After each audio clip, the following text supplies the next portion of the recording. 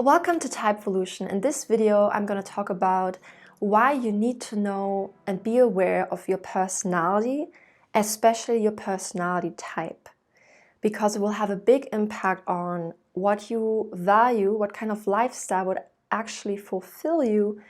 And it also debunks this idea that once you have a certain personality, you are doomed. This is not the case. Any personality or personality type can become happy and fulfilled in their life. So I will talk more about this in this video. So usually the kinds of people that benefit from this are those that feel quite unfulfilled, feel quite even lonely or just dissatisfied with their life, even though it is a very comfortable life, even though on the surface nothing really seems that wrong. You are kind of spoiled, but at the same time you're not satisfied. And I had this with my clients as well, like they have a good life, they have a stable job, but at the same time they're still very unhappy and they cannot really figure out why. And they also, oftentimes, unbeknownst to them, live a life that is not suited to who they really are. It's a bit of a mix of your personality and your upbringing and your culture that you end up living a certain kind of lifestyle or way of being that does not suit your personality and that does not make you happy because of that. So this video is not for people, or also personality type theory even itself, is not really for people who are very clear on what they want, and what they want matches what fulfills them. So if you're really this kind of person who exactly knows, okay, I want this, and once you do that, you are fulfilled, like there's a very clear-cut path for you and it does fulfill you, then this video is not really for you. And then also personality type theory is not really that much for you, because you already know what your personality needs and what its preferences are. But like a lot of people, and my clients, myself included, we were really oblivious and we were very much influenced by our family or by our culture to basically create a kind of lifestyle that does not really suit us. So this is where personality type theory really comes into play. And I'm saying personality type theory, not just personality, because I think with systems like the Big Five that are very popular in psychology and that are scientifically validated, basically, it's just like certain little traits here and there. And it's not really, it just doesn't give enough guidelines. What is the difference between personality type and personality? So the main difference here is that personality type, it is inborn, versus personality traits can be changed. And I have to make a disclaimer here that it is possible to have a personality type, and within that type there are certain traits that can be changed or improved upon. So usually it is when the personality type has either a negative or positive manifestation, when it's either on the dark or light side. Like with personality type, when we want to look at, okay, what really suits you, who you are deep down at your core, we have to look at what the type is rather than what a trait is. A trait, it's more like a personality aspect that has been acquired over time, usually in childhood or the way how you grew up. So based on your personality type, you might be more inclined to develop or acquire certain personality traits, but that does not mean it is the core of who you are. Neuroticism is primarily something that you acquire, and it's usually the way how you grew up. Basically, it's more nurture rather than nature. Yes, like I said, there are certain personality types, and perhaps even there's the argument that women are more inclined to be neurotic. Okay, well, there might be a biological component here. But besides that, neuroticism is really something that has been acquired, and usually due to negative life experiences. And this is also a trait that can be changed. Like my neuroticism has greatly decreased over the years with my personal development. So yeah, this is one aspect where it is not really a type-specific thing. And if you actually create your lifestyle around being neurotic, you will actually not have a high quality of life. You will make excuses for your negative feelings and so forth, and you will not get the kind of lifestyle that really suits you at your core. When I was starting out, I just needed a plan. I was like, okay, I don't really know who I am. Like, I kind of know who I am, but at the same time, my life is not at all suited to who I am. So what am I gonna do?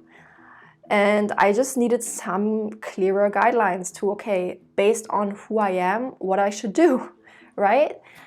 And I don't think Big Five really tells you that. It just tells you, okay, those are the traits you have, and okay, you might be advised to modify those traits a bit if you can. Like, for example, if you're very emotionally volatile, right, emotionally reactive, then it's a good idea to work on lowering your neuroticism. By the way, nowhere it says how to do that. I also had to figure this out myself. And also, for example, okay, conscientiousness is another Big Five trait. Okay, you probably should become more conscientious, right?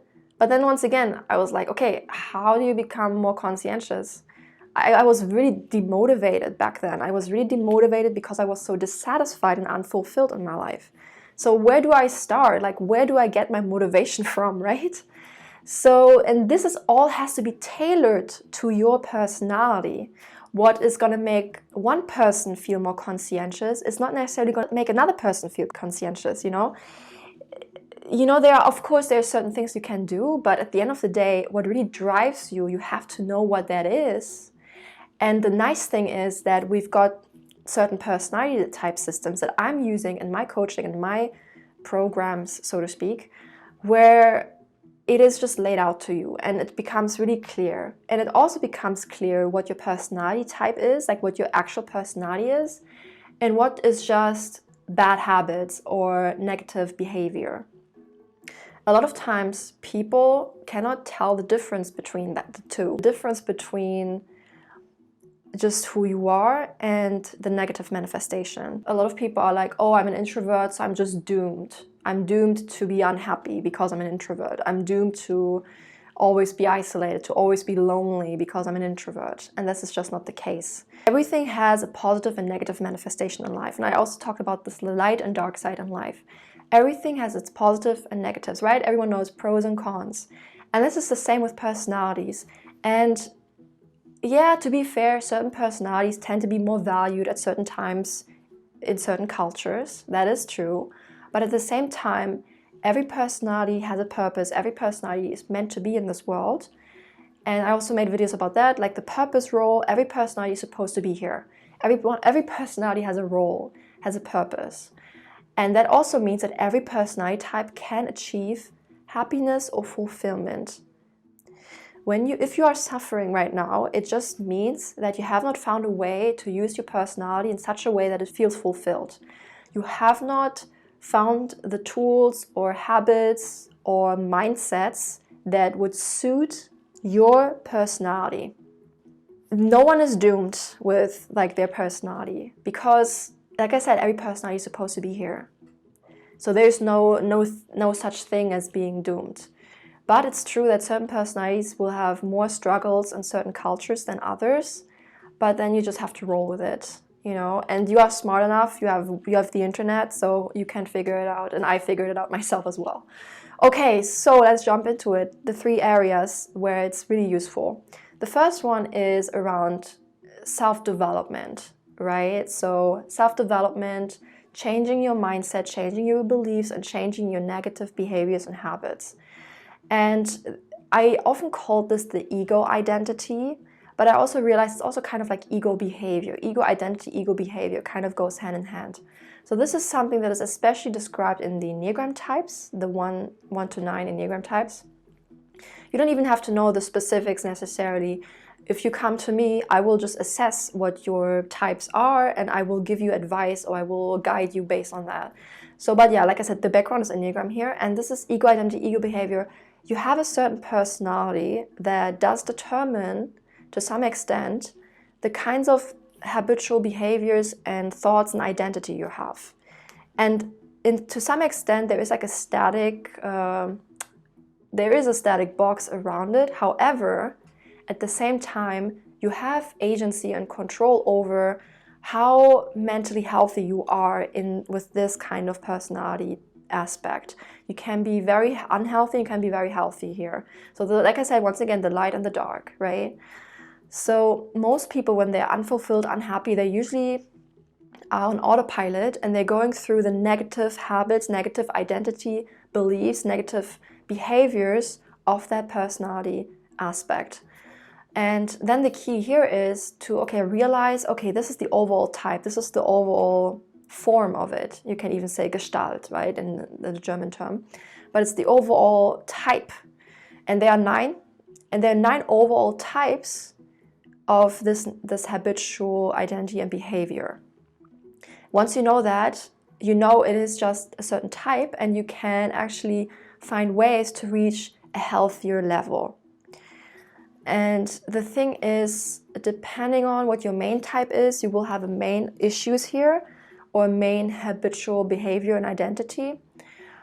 But you can sometimes also have more than one type, or you might sometimes focus on one other aspect of it. So it can be a little bit fluid here.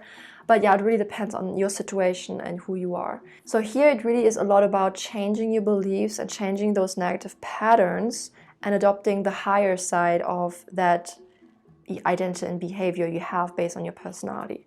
Then the next aspect that I also really value a lot, because it's not talked about enough, is when it comes to your needs and your desires. And this is strongly tied to the concept of instincts, also kind of related to Enneagram. So the instincts, social, sexual, self-preservation. I also made videos about that. So those instincts will determine, and the order of them will determine what areas of life are going to make you feel the most fulfilled, which needs to be the most focused on to make you feel more fulfilled, more satisfied. And this is also, by the way, how you can eventually reduce your neuroticism if you do it correctly. The same is also with the first aspect that I just mentioned.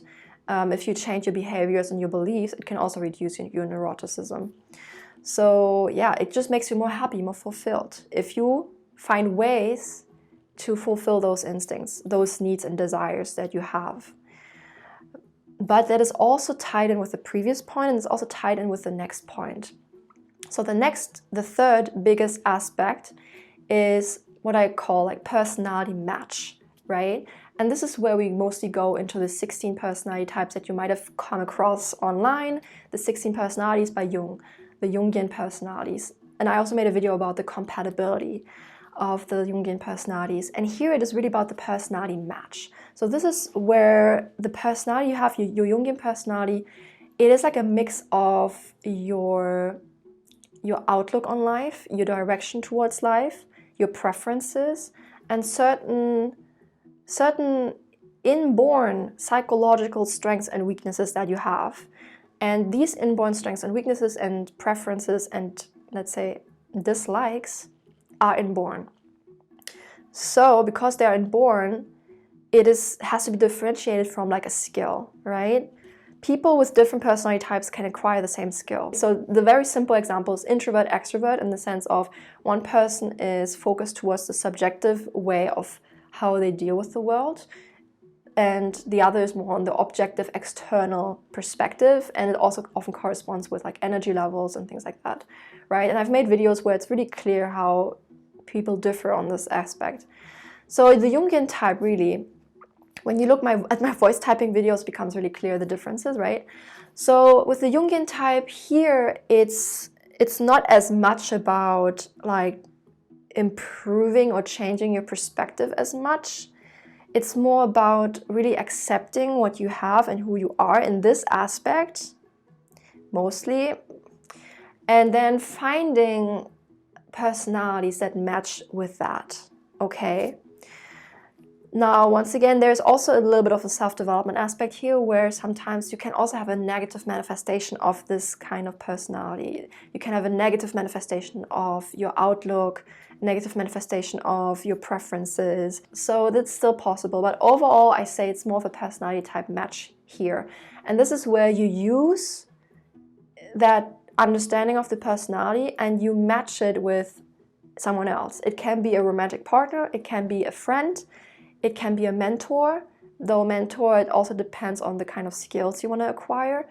And it also even depends on your career. Though I have to say, like as a side note, with your career, it's like all of the above that has to be looked at in order to find a career that suits you.